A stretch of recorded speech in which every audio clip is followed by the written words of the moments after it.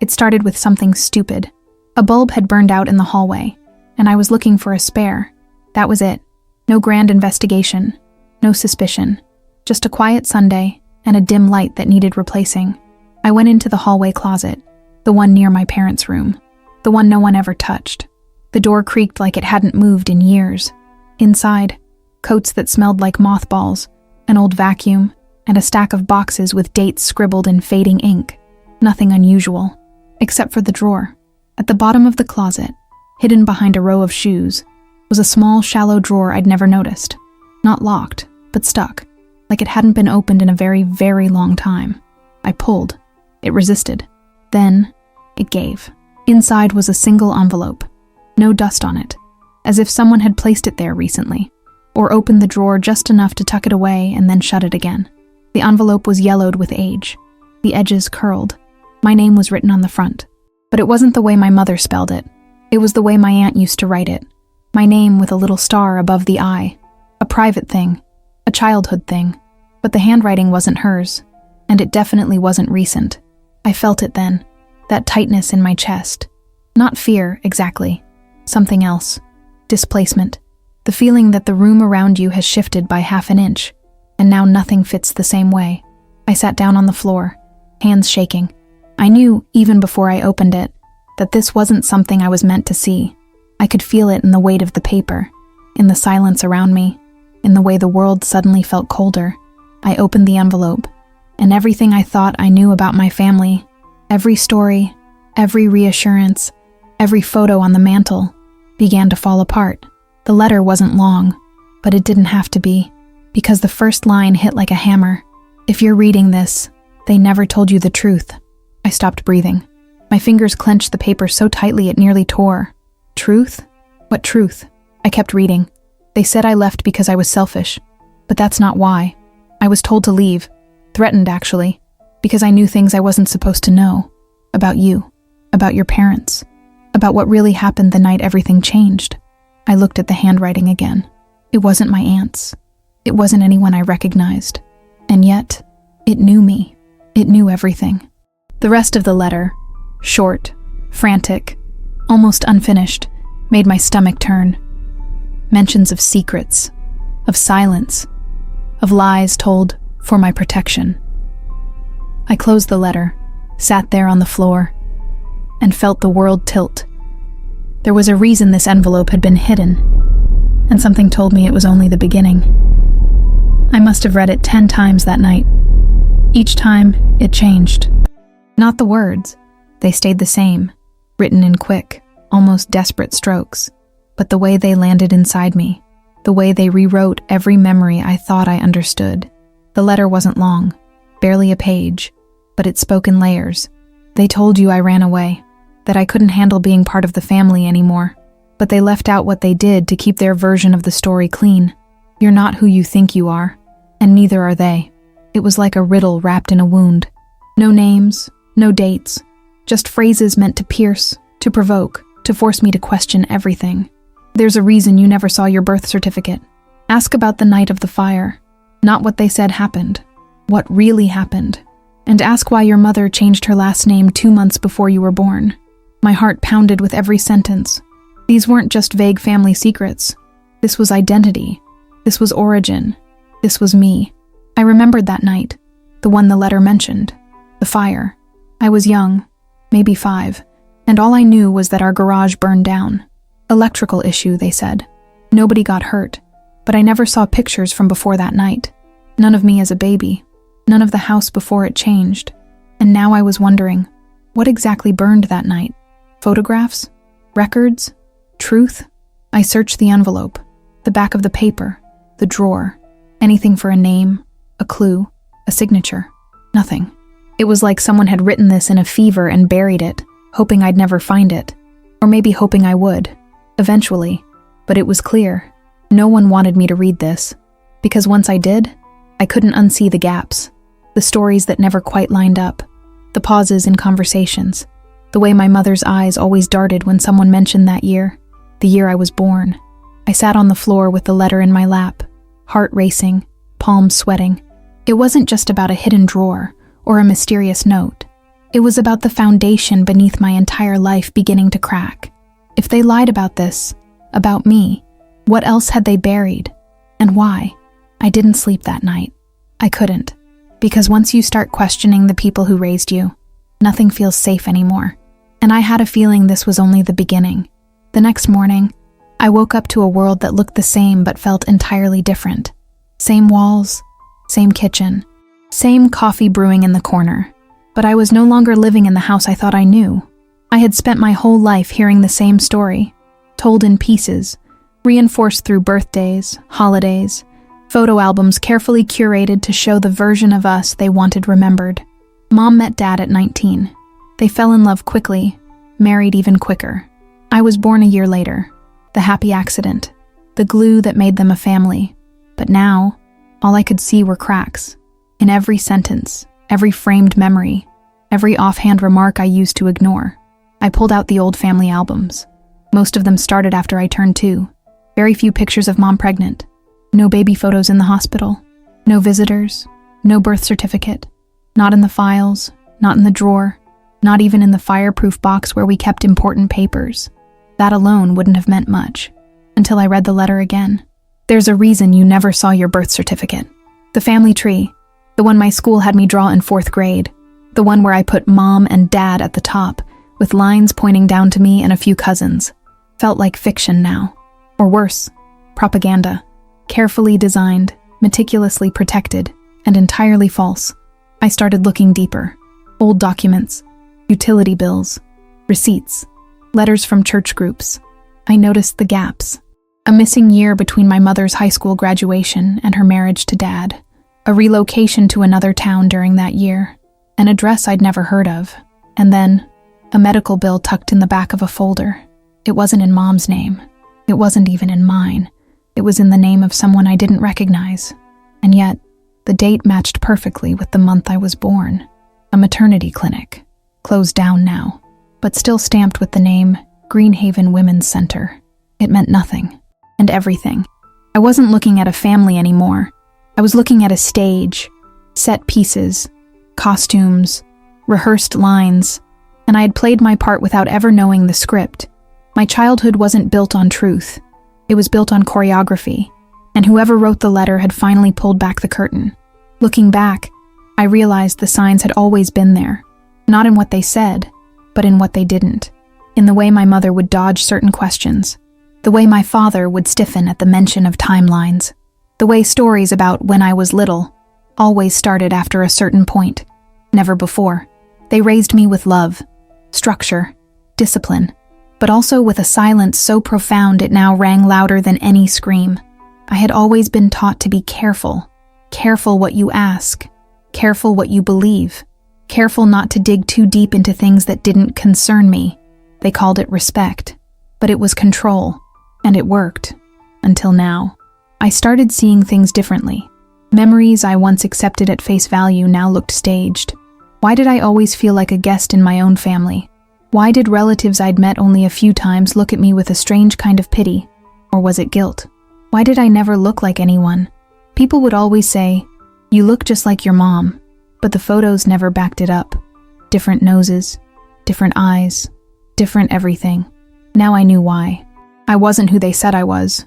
And they weren't either. They weren't just parents doing their best. They were architects of a reality I was never meant to question. And every lesson they taught me, every speech about loyalty, family pride, our legacy, now felt like bricks in a wall meant to keep the truth out. But the letter had broken through. I began to understand the weight of their choices. They didn't lie to protect me. They lied to protect themselves. Their image, their story, their peace of mind. I wondered who else knew. Were my grandparents part of this? The aunts, the cousins? Was I the only one left in the dark? Or just the last one to turn on the light? The more I thought about it, the more one thing became clear. They didn't just rewrite my history. They stole it. And what scared me most wasn't what they had hidden. It was the knowledge that, without that letter, I never would have known. I would have lived my life honoring a lie, and they would have let me. I didn't know who to confront first. My parents weren't an option. Not yet. I needed to see someone who hadn't rehearsed the lies for so long. Someone who might flinch instead of perform. Someone closer to the edge of the secret. So I called my uncle. He was my dad's younger brother, the fun one, the one who always brought weird gifts at Christmas and told off-color jokes at the dinner table. He never married, drank too much, had a way of dodging seriousness like it might burn him. I figured if anyone had slipped, ever, it would have been him. We met at a diner just outside of town. He looked surprised when I called, but agreed to meet without hesitation. When he arrived, he slid into the booth like nothing was wrong, smiled, asked how I'd been. I didn't answer. I reached into my bag, pulled out the letter, and placed it on the table, face down. His smile vanished, slowly, like a curtain being drawn. He didn't touch it, didn't ask what it was. He just stared at it, then at me. "What do you want to know?" he said, voice lower, flatter. I hadn't expected that. I thought he'd deny it, laugh it off, say it was nothing. Instead, he looked like someone who'd been waiting years for the knock on the door. So I asked him, "Who wrote this?" He didn't blink, didn't breathe. His hands curled slowly on the table like he was trying to stop them from shaking. "I don't know," he said, but the way he said it sounded rehearsed, weak. I didn't believe him. So I asked the second question, the one that had haunted me since the first night. Was I adopted? Silence. Then, a flicker, a shift in his eyes. He looked away, and in that moment I knew. He wasn't shocked. He was exposed. "What did they tell you?" he asked. I almost laughed. "They didn't tell me anything," I said. "I found it." He nodded, almost like he expected that answer. Then he leaned forward and said, "You weren't supposed to find it. That drawer, it was supposed to be sealed." I asked again, "Was I adopted?" He didn't say yes. He didn't say no. He just whispered, "They were afraid of losing you." And that told me everything. I stood up. My chest was hollow, my hands numb. "Who are my parents?" I asked. His voice cracked. "I'm not the one who should tell you that." I walked out of that diner knowing two things. First, the people who raised me had built a fortress of silence so complete, it took a buried letter and a panicked uncle to crack it open. And second, they weren't going to tell me the truth willingly. I was going to have to take it. I went home, locked the door, and sat on the floor with the letter again. It felt heavier now. Every word, every curve of ink. I couldn't stop picturing my mother's face.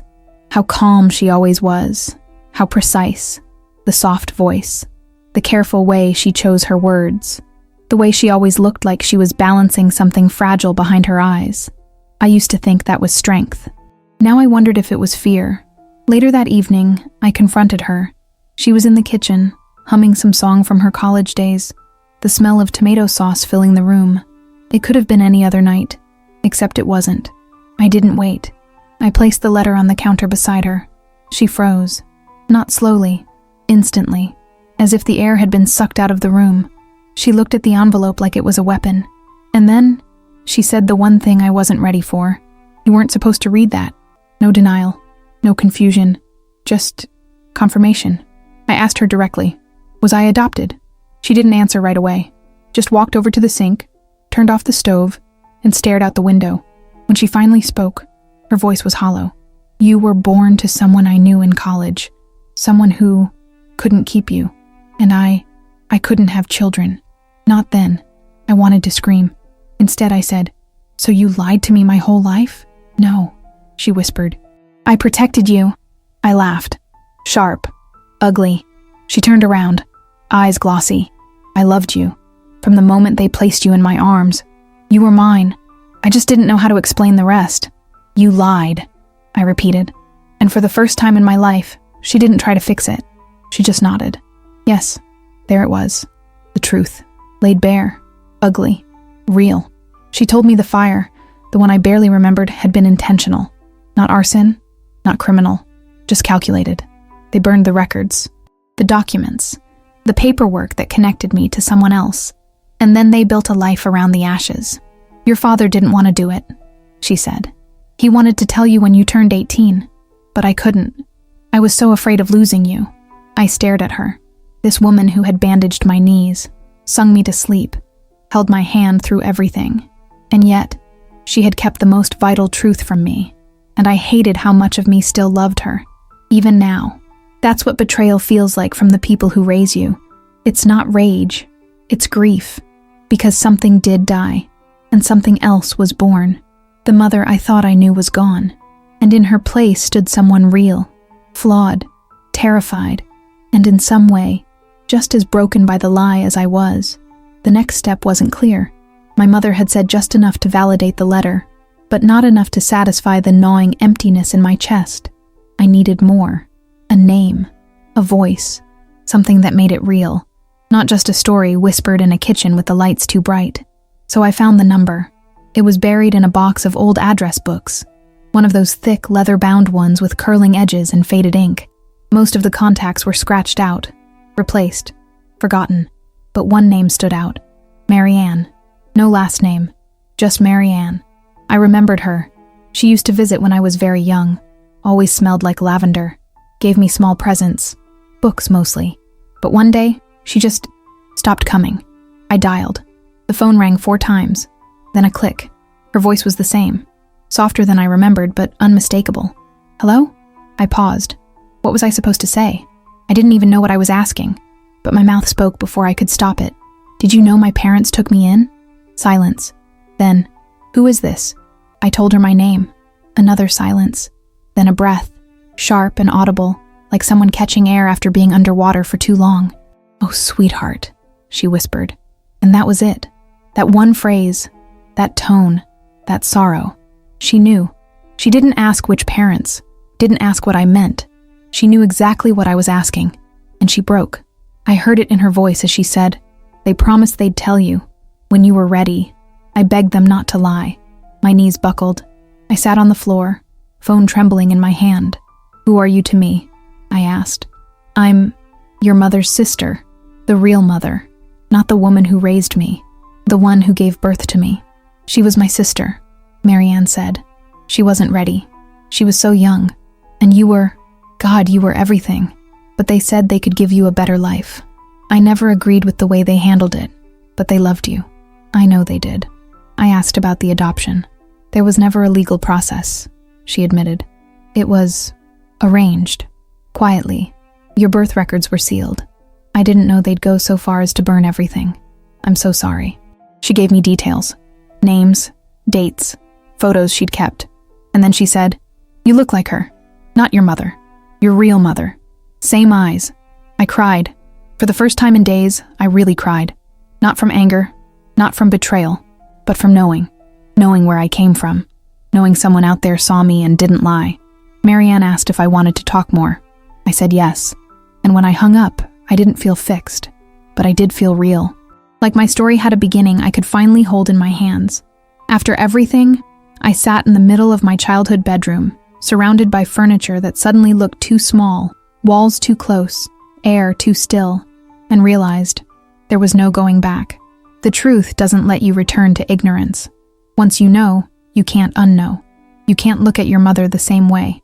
Can't hear your father's voice without wondering what else he concealed. Can't see family photos without searching the corners for the cracks you missed. And yet, here I was, sitting in the center of a carefully curated life, now unspooling at the edges. They gave me love. Yes, structure, security, but they also took something. My right to know who I am, to decide for myself, to choose truth over comfort. And now, I had to decide what to do with it. I could confront them again, yell, demand, burn bridges and slam doors, or I could walk away, not out of weakness, but power, because I finally had something they had spent years hiding, choice. I had names now, history, answers. I had Marianne's voice in my head telling me stories of a young girl who gave birth too soon, who cried through the night when they took me away, who never stopped wondering who I'd become. I wasn't the product of shame.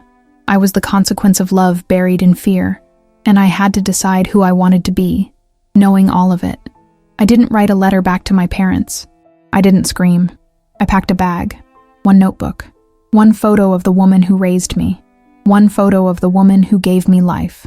I took the letter with me, not because it defined me, but because it reminded me that silence is a choice, one I didn't have to keep making. If this story touched something in you, comment below where you're watching from and what time it is right now, because maybe someone out there feels what I felt, the suspicion, the ache, the unraveling. And to you, I say, truth is never gentle, but it does set you free, and what you do with that freedom, that's yours, all yours.